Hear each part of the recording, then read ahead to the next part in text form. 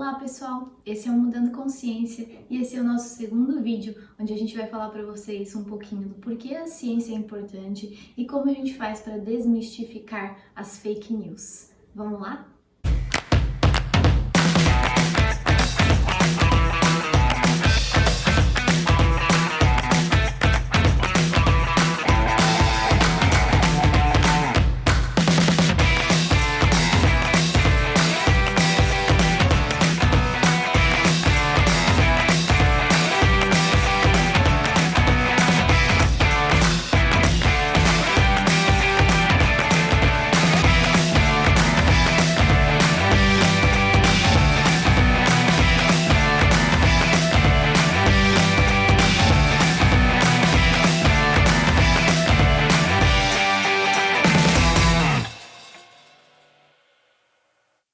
Bom, para quem assistiu o vídeo anterior, vocês devem ter visto aí que eu ia comer a minha manga e tomar o meu leite quando a Carol me disse: "Não, amiga, não faz isso porque a minha avó falava que fazendo isso a gente pode morrer."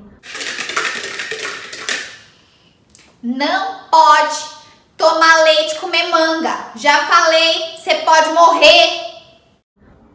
E aí a gente decidiu buscar por que existe essa informação e se essa informação realmente é verdade, se comer manga com leite é perigoso, e a gente foi pesquisar então essa história.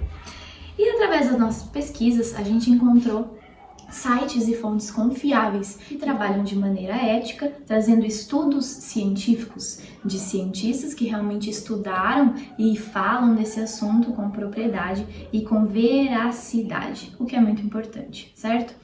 Um dos sites onde a gente encontrou essa informação foi na revista Super Interessante, da editora Abril, um site bastante confiável e que trouxe referências e cientistas que falam sobre o assunto. Ao pesquisar então essa informação, pessoal, a gente conseguiu entender um pouquinho dessa história da manga com leite e como ela surgiu. Essa história surgiu na época da escravidão e ela surgiu intencionalmente. Portanto, ela não passa de um mito. Agora, por que esse mito foi criado? Bom, esse mito foi criado porque naquela época o leite era um produto extremamente caro e era um produto exclusivo dos patrões, dos senhores da fazenda, dos donos da fazenda. E eles não queriam que os escravos ficassem consumindo desse produto. Então essa lenda foi criada. E o que tem isso a ver com a manga? A manga, ao contrário do leite, era um alimento bastante abundante e que não havia problema dos escravos comerem.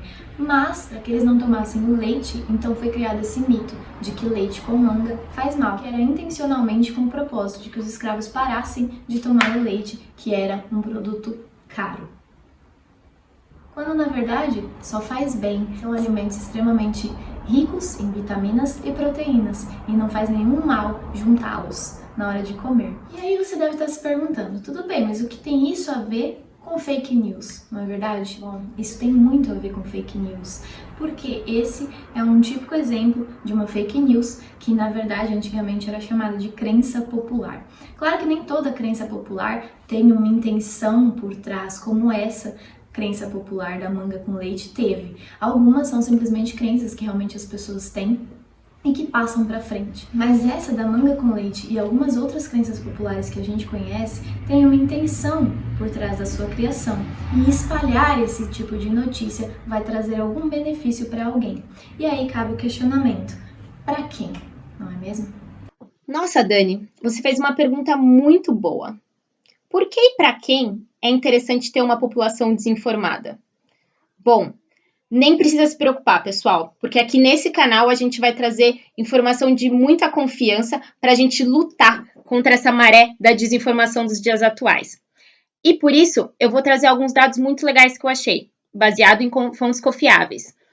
Vocês sabiam que as fake news elas podem atingir até 100 vezes mais rápido pessoas do que as fontes confiáveis? Pois é, em 2018, um estudo foi publicado na Science, onde Vossoughi et al. Olhou tweets de 2006 a 2017. Mais de 125 mil tweets. Putz, é muita coisa. Então, eles utilizaram indicadores de confiança e eles verificaram que as notícias falsas, elas são difundidas a mais pessoas, mais amplamente e mais profundamente que as verdadeiras. Os autores desse estudo explicaram que a alta difusão das notícias falsas parecem estar relacionada a um teor de novidade das fake news que instiga mais as pessoas. Muito interessante, né? E aí eu também achei um outro estudo de Alice Marvick e Rebecca Lewis, de 2017, que por sua vez demonstrou que a disseminação da desinformação que a gente está tendo hoje em dia, nos dias atuais, ela pode continuar a gerar algumas tendências que a gente vê no dia de hoje, como um crescimento dessa desinformação, essa radicalização e uma descrença na mídia em geral. Para tudo! Não precisa se preocupar, pessoal. Para isso não acontecer, eu vou trazer aqui algumas dicas para vocês de como a gente consegue achar informação de qualidade. Primeira coisa, nem toda pesquisa tem valor educacional. Para isso, sempre que a gente lê alguma coisa, pesquisar alguma coisa, vamos tentar ser o mais críticos possíveis, tá bom? E muito cuidado quando a gente começa a pesquisar. É bem normal a gente começar a pesquisar e a gente começar por um tópico e de repente quando a gente vai ver a gente está em outro completamente diferente. Então, vamos aqui para algumas dicas para você de como achar informação de qualidade. Vamos lá? Bom, primeira dica. Veja se a sua referência ela vem de uma fonte confiável. E o que eu digo por fonte confiável? Vamos procurar por artigos científicos, sites confiáveis, enciclopédias, livros, dados de universidades. Sempre quando a gente for em algum site, vamos olhar se quem é o mantenedor desse site, se a gente pode realmente confiar ou não, tá bom? Bom, agora vamos para a segunda dica. A sua referência ela é atual? A ciência ela é extremamente dinâmica, então alguns dados do passado, eles não são mais tão confiáveis quanto outras pesquisas mais novas que foram feitas hoje em dia. Então vamos sempre tentar procurar pelos dados mais atuais e as pesquisas mais atuais, ok? Vamos lá, então, para a terceira dica. A sua referência, ela é escrita de maneira objetiva, sem tender muito para um único ponto de vista? A gente tem que ter em nossa cabeça que a ciência, ela tenta ser o mais neutro possível. Por isso, ela se baseia em evidências. Então, vamos tentar sempre buscar referências que mostram essa pesquisa feita baseada em evidências e não em apenas ponto de vistas. Tudo bom? Bom, vamos para mais uma, então. Então, é a quarta dica.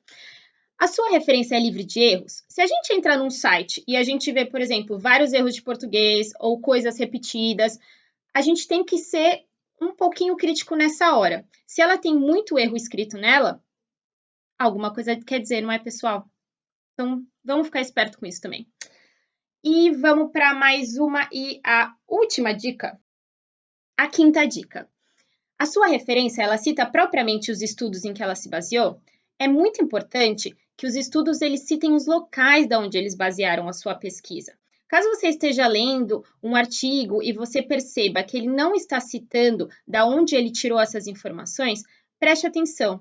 Isso pode dizer alguma coisa muito importante. Bom, pessoal, eu acho que a gente tem que, acima de tudo, sempre se lembrar que quando a gente está fazendo pesquisa, a gente está procurando por informação, a gente pode ficar muito confuso e é normal. Então, sempre que vocês tiverem dúvidas, que vocês não souberem muito bem se vocês podem ou não confiar naquela informação, procurem alguém para discutir. Pode ser um professor, pode ser um colega, pode ser seu pai, sua mãe, qualquer um. Mas procure alguém para você conseguir discutir e tentar achar aquela informação que é mais confiável possível para você, tá bom? Bom, isso aqui são só algumas dicas de como a ciência ela pode trazer essa informação de confiança para a gente. E a gente chama isso de revisão bibliográfica. Mas nem se preocupa com termos agora, porque a gente vai voltar neles depois em alguns outros vídeos. Para tudo, para tudo! Vocês falaram um monte de teoria, mas será que a minha avó não tinha nem um pouquinho de razão? A Dani vai testar na prática, vai colocar sua vida em risco e provar um delicioso ou um mortal leite com manga.